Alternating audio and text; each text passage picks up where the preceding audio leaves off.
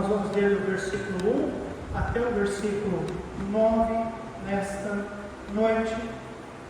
A palavra de Deus nos diz: E Saulo, respirando ainda ameaças e mortes contra os discípulos do Senhor, dirigiu-se ao sumo sacerdote e pediu-lhe cartas para Damasco, para as sinagogas, a fim de que, se encontrasse alguém deste caminho, quer homens, quer mulheres, os conduzisse preso a Jerusalém. Indo no caminho, aconteceu que, chegando perto de Damasco, subitamente o cercou um resplendor de luz do céu, e, caindo em terra, ouviu uma voz que lhe dizia: Saulo, Saulo, por que me persegues? E ele disse: Quem és, Senhor? E disse o Senhor: Eu sou Jesus, a quem tu persegues. Duro é para ti recalcitrar contra os aguilhões. E ele, tremendo e atônito, disse: Senhor, que queres que eu faça? E disse-lhe o Senhor: Levanta-te e entra na cidade, e lá te será dito o que te convém fazer. E os homens que iam com ele pararam espantados, ouvindo a voz, mas não vendo ninguém. E Saulo levantou-se da terra e, abrindo os olhos, não via ninguém, e, guiando-o pela mão, o conduziram a Damasco. E esteve 3 dias sem ver, e não comeu, e nem bebeu. Oremos. Nosso Pai querido, damos graças ao Senhor pela oportunidade, pedimos ao Senhor, a Deus, pela clareza, pela disposição, pela atenção de todos, para que a Tua palavra em nossas vidas possa fazer diferença de maneira tal que entendamos de uma vez por todas que o Senhor realmente é o Deus das causas impossíveis. Ajuda-nos, ó Deus, a perceber isso pela Tua bendita palavra. Oramos e esperamos em Cristo Jesus. Amém. Bem, nós temos estudado toda quarta-feira sobre casos impossíveis aos homens, mas que temos visto em cada um deles que para Deus foi possível. Nós estudamos sobre o caso daquela mulher que tinha um fluxo de sangue. Nós falamos sobre aquela menina doente, que inclusive até morreu, mas Jesus foi lá e ressuscitou ela. Nós falamos sobre o caso daquela mãe que estava desesperada com seu filho no deserto, imaginando que ele seria morto, mas Deus o socorreu e livrou. Nós falamos sobre o caso de Lázaro, que também estava morto, mas o Senhor o ressuscitou. Nós falamos sobre aquela mulher viúva com seu filho, que só tinha 2 gravetos e um pouquinho de farinha, e um pouquinho só de óleo para fazer a comida do dia e depois morrer, mas que Deus os acolheu e os sustentou. Falamos do caso daquela mulher que foi pega em adultério e seria apedrejada, mas que Deus interferiu, perdoou aquela mulher e salvou a alma dela. Falamos também na última aula sobre o caso daquela grande tempestade. Interessante que Deus nos deu a mensagem na quarta e no sábado eu pude pregar ela por 2 vezes em 2 visitas que eu fiz sobre aquela mensagem, tá bem? O Senhor que cuida e controla inclusive as tempestades. Nesta noite eu quero falar sobre o caso do fariseu mau. Saulo era um mau fariseu, M-A-U, tá bem? Mau, pessoa má, tá bem? Não é que ele fez coisas más, não, também fez, não é coisas mal, né? Não, mal, ele era mau, índole, mau. Mas nós vamos ver, irmãos, que Deus operou, transformou a vida desse Saulo mau, desse fariseu mau. E Deus tem feito isso na história, irmãos, em favor de muitas pessoas. E usou a vida daquele homem que era mau para fundar diversas igrejas, ganhar milhares de almas, pregar o Evangelho em vários lugares, escrever várias cartas de Deus para nós. O Saulo, irmãos, que depois, sendo Paulo, depois que Deus interviu na vida dele de uma maneira que só Deus pode fazer, amados, aquele homem suportou tanto sofrimento, foi espancado, foi apedrejado, sofreu naufrágios, prisões, até ser decapitado. Irmãos, Paulo, ele foi realmente um grande e fiel pregador do Evangelho, cheio de compaixão, cheio de sabedoria, homem dificilmente outro pisará nessa terra que fará tudo o que Saulo fez. Mas nós vamos ver que o começo de tudo, Saulo era uma pessoa má. Ele era um fariseu mau. Ele não nasceu um cristão. Muito pelo contrário, irmãos. Ele era um fariseu mau. Ele odiava Cristo. Ele odiava os cristãos. Ele odiava a igreja. Ele odiava o evangelho. Ele era mau. Por isso, amados, nós precisamos pregar o evangelho. Porque há muitas pessoas sim, más neste mundo. Mas que o evangelho, quando os alcançar, eles vão ter suas vidas transformadas, como nós tivemos as nossas, como Saulo teve a sua, porque o Evangelho de Deus é o poder da salvação de todo aquele que no Senhor crer, e uma vez crendo, a pessoa é transformada. Amém, irmãos? Agora eu penso, irmãos, naquela época, quantas pessoas realmente, verdadeiramente, da igreja do Senhor Jesus, talvez não tinha esperança alguma que um dia Saulo poderia se converter? Dificilmente alguém da igreja primitiva, olhando para Saulo, poderia dizer: olha, esse vai dar um bom crente. Amados, eu não quero dizer coisa que talvez não está na Bíblia ou que talvez não foi certeza, mas eu não sei não se as igrejas na época oraram pela conversão de Saulo, porque ele era mau, ele era muito mau. Porém, Deus tem poder de tocar na vida das pessoas e transformar as pessoas através da sua palavra, através do seu evangelho. Eu não duvido que há muitas pessoas más neste mundo, pessoas que aos nossos olhos nós nem imaginamos, não vou nem pregar para ele não, porque na nossa ideia não vai se converter, é muito ruim, já fez muito mal para os crentes, já fez muito mal para a igreja, já blasfemou tanto de Deus, eu nem vou sequer orar por tal pessoa, eu já lavei as minhas mãos. Cuidado com essa expressão, viu? Não é uma expressão, embora bíblica, mas não é boa não. Quando Pilatos lavou a sua mão, dizendo: eu não tenho nada com o sangue deste inocente, na verdade tinha sim. Você se lembra da história, não é? Então nós temos sim. Nós vamos dar conta da alma, nós vamos dar conta do sangue de cada pessoa que Deus tem colocado diante das nossas vidas. E Saulo, irmãos, havia esperança para ele sim. E a história nos ensina, irmãos, que há esperança para todo caso que aos nossos olhos são casos impossíveis.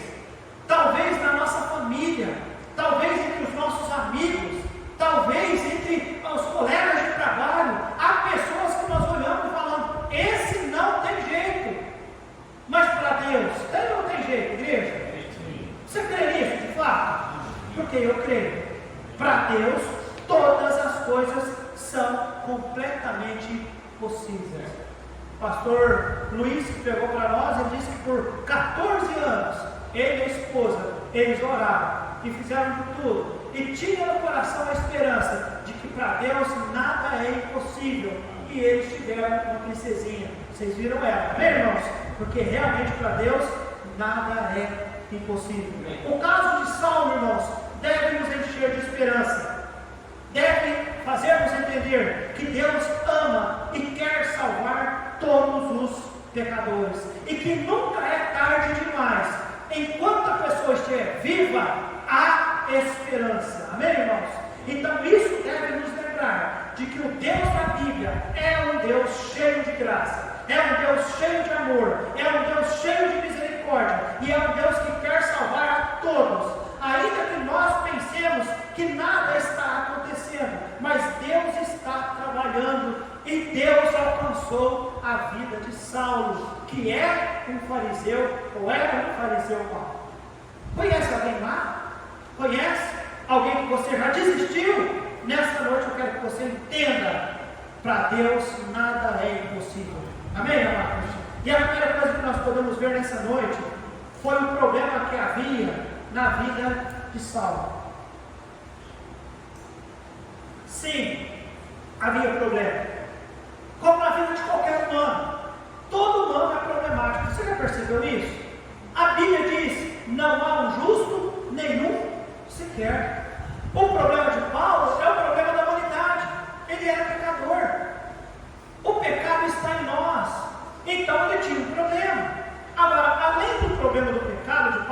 pouco nós vamos falar, um dos problemas dele era a sua justiça própria. Quinta-feira passada eu preguei na segunda igreja, lá em Filipenses capítulo 3, versículo de 4 a 6. Dá uma olhadinha comigo lá nesse texto, por favor, neste momento. Filipenses 3, versículo de 4 a 6. Quando Paulo fala sobre si, olha qual que era a ideia dele, sobre ele. Versículo 4. Ainda que também podia confiar na carne. Se algum outro cuida que pode confiar na carne, ainda muito mais eu. Aí ele dá as características que ele tinha como homem, que ele confiava. Ele diz: eu fui circuncidado ao 8º dia, eu era da linhagem de Israel, eu sou da tribo de Benjamim, hebreu de hebreus, segundo a lei eu fui fariseu, segundo o zelo, perseguidor da igreja, segundo a justiça que há na lei, ele diz, irrepreensível. Este era o Saulo. Ele diz, eu era irrepreensível, ou seja, religiosamente falando, irmãos, não havia falha nele. Ele estudou a lei, ele amava a lei, ele guardava a lei, ele vivia a lei, irmãos. Ele era sincero em confiar que obedecer a lei o salvaria. Não é que, irmãos, ele era sincero na sua religiosidade. Ele era, e ele fazia isso a fim. Não é brincadeira. Ele foi no governador, ele pediu, me dê cartas, eu vou até Damasco. Irmãos, ele soube que lá em Damasco havia pessoas se convertendo ao cristianismo, ou seja, ele sabia que tinha pessoas crendo que Jesus tinha ressuscitado, e ele, para ele, irmãos, aquilo era uma afronta, porque ele era um fariseu, e um fariseu não cria em ressurreição. E aí ele foi no governador e disse, me dá a carta, porque eu vou lá em Damasco, e se achar alguém do caminho, eu vou pegar e eu vou trazer amarrado. E amados, ele estava disposto a fazer isso. Isso mostra que ele era sincero na sua religiosidade. Sim, ele era irrepreensível, um fariseu irrepreensível. Esse era o problema. Ele confiava na sua religião. Mas, amados, religião é problema. Você consegue entender isso? Sempre foi. Repito, igreja, os maiores problemas que Jesus teve nessa terra foi com religiosos. Por isso que eu não gostaria que a nossa igreja tornasse uma igreja religiosa, um povo religioso, um povo que aprende sobre práticas religiosas e até que gostam de coisas religiosas, mas que na prática não consegue fazer o básico do cristianismo. O básico do cristianismo é multiplicar almas, ganhar almas para Cristo Jesus. Amém, irmãos? Sim. O básico do cristianismo não é apenas adquirir e amontoar conhecimento. Fico feliz com você na igreja. Em cada culto, me entristeço quando você não vem nos cultos. Mas, amados, além de vê-los, eu gostaria de entender que você tem no seu coração a necessidade, a vontade, o desejo de falar do Evangelho para alguém. Porque isso é o básico do cristianismo. Saulo, problema, sua justiça própria. Ele achava que ele estava tudo certo por ser um religioso. Mas, amados, ele estava errado. Nós não somos, não há ninguém perfeito. Religiosidade não resolve nada, amém, irmãos? Amém. Nós nascemos de Adão, somos pecadores, condenados ao inferno. Não é que nós nos tornamos pecador, nós pecamos porque nós nascemos pecadores. Então, Saulo, você disse que sabia a lei, sabia, você disse que cumpria a lei e cumpria, mas não é o suficiente. O ser humano é pecador. E aí, inclusive, vem o segundo ponto do problema de Paulo. Paulo, ele achava, ele confiava na sua justiça, e ele, irmãos, infelizmente o problema dele era a sua pecaminosidade. Por mais que ele dizia, eu sou irrepreensível, por mais que ele se sentia feliz em ser irrepreensível, religiosamente falando, mas ele amados, o grande problema somos os pecadores. Guarda aquilo que eu disse. Não é que nós estamos condenados ao inferno porque nós pecamos, não. É porque nós nascemos pecadores. Este é o grande problema. É ser pecador. E o pior, pecador feliz, satisfeito. E cá para nós, o pecado traz alguma alegria, sim. Pessoas que estão pecando aí fora, eles estão felizes. Religiosos estão felizes. Paulo era feliz no que ele fazia. Entenda isso, irmãos. Mas ele não era salvo, ele era, irmãos, perdido. Porque o pecado leva a pessoa à perdição. Repito, Paulo sabia a lei, Paulo cumpria a lei, Paulo era zeloso, ele se dizia irrepreensível, ele era disposto a servir, mas lembra o que ele fazia? Ele matava, ele consentia com os que matavam. Irmãos, o que a lei dizia no mandamento 6? Você se lembra? Não matarás. Sabe o que o Senhor disse e resumiu a lei com o mandamento? Amarás o Senhor teu Deus de todo o coração e ao teu próximo como? Paulo amava o próximo, igreja? Não, ele só amava os da religião dele. O próximo ele queria matar, mas no coração dele, na mente dele, um homem irrepreensível. Os irmãos conseguem entender? Qual era o problema de Paulo, pastor? O problema de Paulo, irmãos, é que ele se sentia confiante na sua justiça. O problema de Paulo é que ele era pecador e não conseguia entender. O problema de Paulo, irmãos, era o seu ódio para com o povo. Irmãos, religião sem redenção produz ódio. Ele não quis render seu evangelho. Ele revoltou-se contra os que quiseram aceitar Cristo. Ele odiava ouvir falar de Jesus. Ele odiava ouvir falar do evangelho. Ele não queria saber. Ele só dizia: a lei salva e eu vou guardar a lei. E o ódio dele, irmãos, o levou a querer destruir, levou ele a querer acabar com a igreja, levou a querer afrontar o próprio Senhor Jesus. Lá em Atos 8:1, a Bíblia diz que ele consentiu na morte de Estevão. Em Atos 8:3 diz que ele assolava a igreja. Atos 9:1 diz que ele respirava ameaça de morte. Olha só o versículo 1. E Saulo respirando ainda ameaça, ou seja, era algo que não cessava na vida dele. No capítulo 8, Estevão foi morto. Capítulo 9, ele ainda respirava ameaça de morte. Os irmãos estão entendendo, irmãos? Havia ódio no seu coração. Atos 26, 10 e 11 nos diz que ele prendeu, que ele castigou e que ele fez pessoas que ele prendeu blasfemar de Cristo. Tadinho. Os crentes mais fracos, aqueles crentes que ainda não tinham conhecimento da palavra, que sentiram medo de morrer, a Bíblia diz, Paulo diz, Atos 26, versículo 11, eu fiz muito crente blasfemar de Jesus. Este era o Saulo. 1 Timóteo 1,12 nos diz que ele se diz que foi blasfemador, foi perseguidor e foi injurioso. Amados, todo esse ódio fez com que a igreja entendesse. Paulo era uma pessoa perdida. Não adianta pregar para eles. Os irmãos estão entendendo?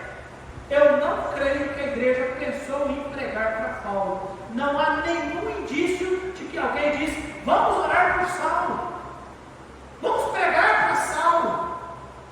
Inclusive, irmãos, como o Senhor falou: Saulo, vai para tal lugar, lá vai ter um homem. Quando Deus colocou Ananias, vai lá e ora por Paulo. Senhor, mas Saulo? O senhor não tem ouvido que ele tem perseguido a igreja? Irmãos, a Bíblia diz que depois que ele se converteu, que ele começou a pregar o evangelho, muitos dos cristãos ficaram: eu não quero saber desse homem não, porque esse homem causou muitos males.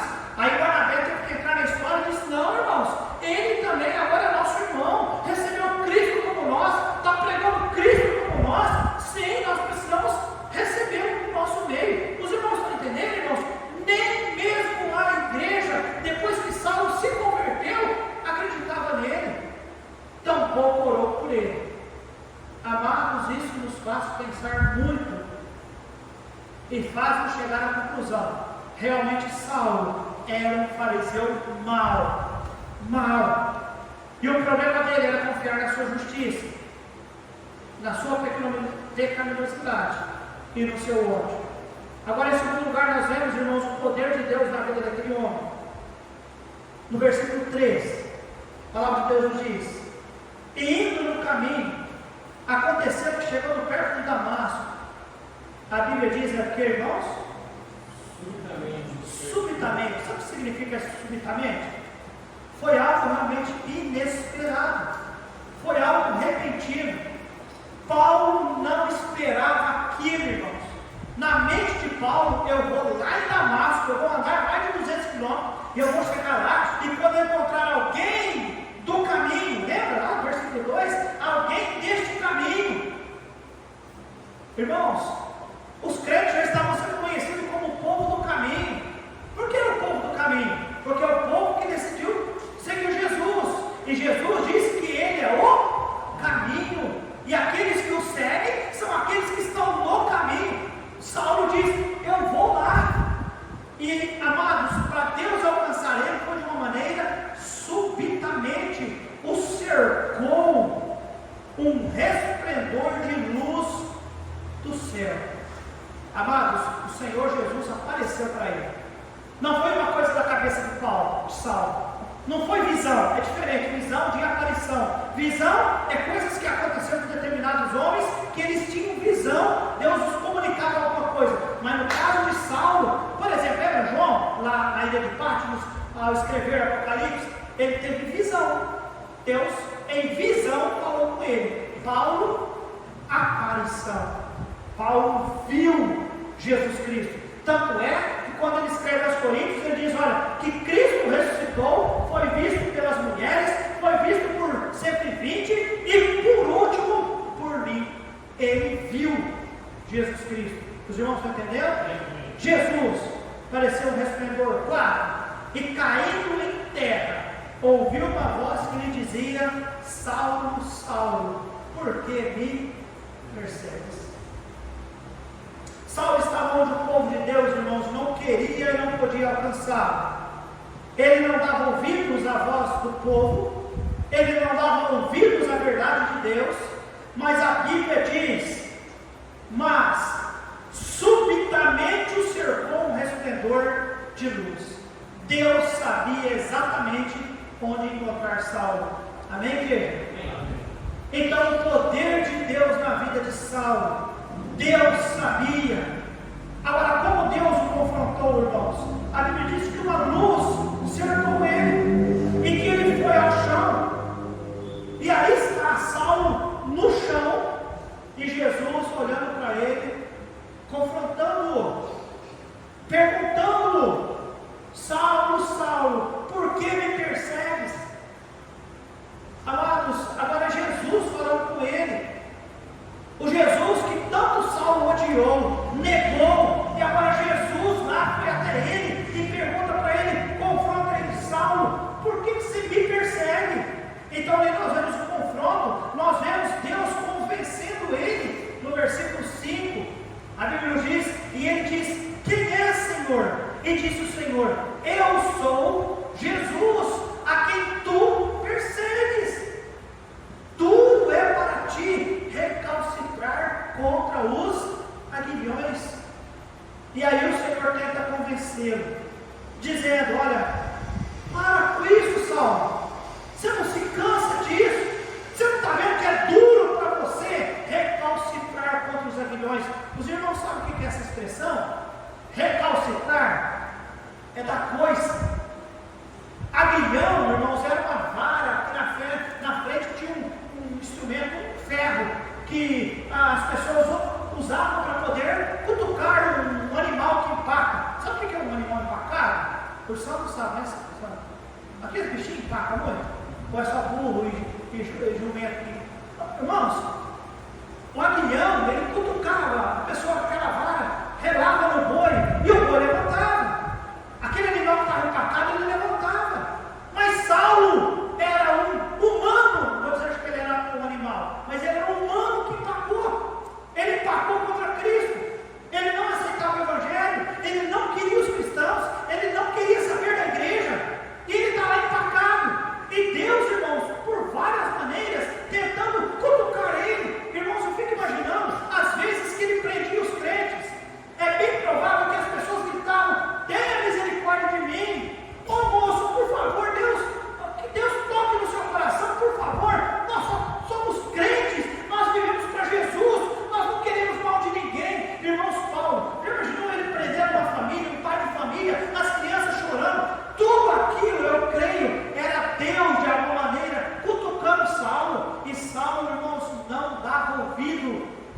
Cristo, ele não dava ouvido, ele era rebelde e ele recalcitrava.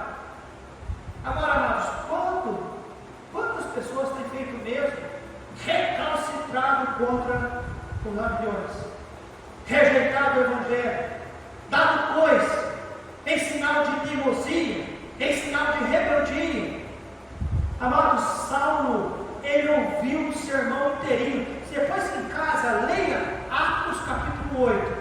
Estevão, antes de morrer, ele prega uma mensagem fantástica de salvação. Ele usa, irmãos, desde lá o Velho Testamento, começar, foi passando tudo, a libertação, os profetas, os sacrifícios, o nascimento de Jesus, a vida, o ministério de Jesus, a morte de Jesus, a ressurreição de Jesus, e que Jesus salvava. Saulo ouviu tudo isso, mas infelizmente, ele viu, irmãos, o céu aberto. Quando Estevão olhou para o céu e disse: Senhor, não imputa neles nenhum mal. Ele viu, mas ele recalcitrava contra os aguilhões. Então, amados, o poder de Deus na vida daquele homem, Deus o convenceu, Deus o confrontou e Deus o converteu. Porque a Bíblia nos diz que ele diz: quem és, Senhor? Versículo 5. Versículo 6. E ele, tremendo e atônito, diz o que, irmãos? Senhor, que queres que eu faça? Quando Saulo diz no versículo 5, quem és, Senhor? Mais ou menos, ele já sabia que era Jesus. Ele já sabia. Versículo 6, ele já diz: Senhor, que queres que eu faça? Ele se converteu. Amém, irmãos? Amém. Se converteu. O homem religioso, o homem duro, o homem mau, o homem odioso, mas lá está agora, prostrado diante de Jesus, chamando Jesus, a quem ele tanto perseguiu, chamando do quê? De Senhor. Amados, salvação, guarda isso, sempre foi, é e sempre será pela graça. Não desista de ninguém. Pregue a todo mundo. Creia, não em você, mas creia em Deus e na graça do Senhor. Ele quer salvar, Ele pode salvar. Eu não sei o que tanto você sabe sobre salvação, que você poderia dizer para alguém, ou talvez o pouco que você saiba, da ponto que você não se sinta encorajado em falar para alguém, mas eu quero te dizer, não somos nós. Deus salva pela sua graça. Amém, irmãos? É porque Deus quer presentear alguém. A salvação é um presente e Deus quer dar a alguém. Apenas Ele quer que nós conduzimos, que nós carreguemos, que nós entreguemos isso para alguém. Foi o que Ele fez com Saulo naquele dia, irmãos. Ninguém da igreja pegou para ele, ninguém da igreja orou para ele. Mas o Senhor viu tanto potencial naquele homem, viu uma religião tão afim, um homem tão... que o Senhor falou: eu vou ter que salvar esse homem, porque esse homem vai ser um vaso muito usado na minha mão, mostrando para nós, igreja, que salvação é um dom especial, é graça de Deus. Então, amados, pouco que nós fizermos, Deus vai usar na nossa vida, porque salvação é graça de Deus, e Deus quer salvar. Amém, igreja? Deus quer salvar, e vemos o poder de Deus na vida daquele homem. Deus o confrontou, Deus o convenceu e Deus o converteu. Deus o converteu. Saulo tinha na mente: eu vou para Damasco, prender, matar. Aí o Senhor foi, porque o Senhor sabia onde estava Saulo, e foi no meio do caminho e interrompeu aquilo. Em terceiro e último lugar, já falamos dos problemas na vida daquele homem, já falamos do poder de Deus na vida daquele homem, e a prova da conversão daquele homem. E aí é rapidinho, nós vamos encerrar. A prova da conversão de Saulo. A prova, irmãos, versículo 20. E logo nas sinagogas fazer o quê? Que este é quem? Filho de Deus. Filho de Deus. Amém, irmãos? prova da conversão. Ele confessou: Senhor. Agora ele confessa: Jesus é o Filho de Deus. Agora ele não tem dúvida, amém, irmãos? Não tem dúvida. Antes ele tinha, mas agora ele sabia. A prova da conversão, irmãos, foi a sua obediência. No versículo 6, Senhor, o que queres que eu faça? O Senhor deu instruções, quando chega no versículo 9, e esteve 3 dias sem ver, e não comeu nem bebeu. Ou seja, ele saiu no versículo 8, levantou-se da terra e abrindo os olhos, não via ninguém, e guiado pela mão, conduziu até onde? Até onde Deus havia falado que era para ele ir. Prova da sua conversão, obediência. E obediência até a morte, viu, irmãos? Ele começou a obedecer no dia da sua salvação. Paulo nunca desistiu de obedecer ao Senhor. Converteu-se realmente. E a prova da sua conversão realmente foi a sua transformação. Deus transforma, amém, irmãos? Amém. Mas quem era Saulo, pastor? Nós começamos a falar que era um homem fariseu mau, religioso, pecador, odiava os crentes, odiava a igreja, odiava Cristo, mas Deus o amava. Repito, esquecido da igreja, mas não esquecido de Deus. Deus é o Deus do impossível, amém, irmão? Então, amados, não desista de ninguém. Vamos fazer a nossa parte. Vamos crer que o Senhor é o Deus do impossível. Alguns talvez vão aceitar com facilidade, outros vai dar trabalho, mas Deus é o Deus do impossível. Alguns talvez vão demorar como eu, outros talvez como o Jim, outros como o Bebeto, outros vai ser com menos tempo. Mas, irmãos, Deus é o Deus do impossível.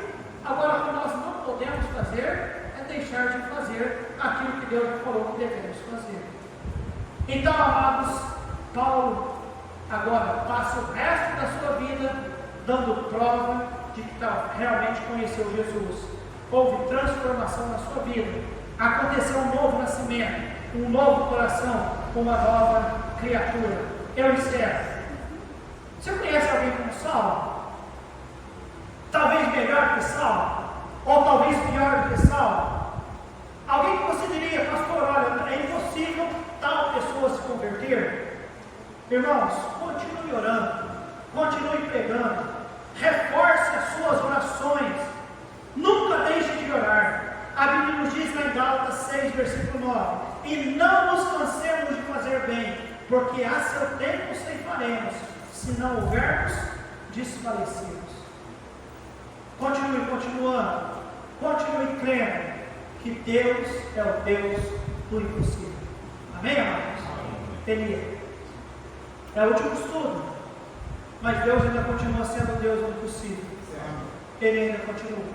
Seja lá em que situação for, Ele ainda continua sendo o Deus do impossível. Se você realmente crê nisso, se você conseguir acompanhar cada um dos estudos, creia, Deus é o Deus do impossível. Seja lá qual for a situação, Ele pode tocar, Ele pode mudar a situação. Precisamos crer nisso. Amém, igreja? Vamos lá.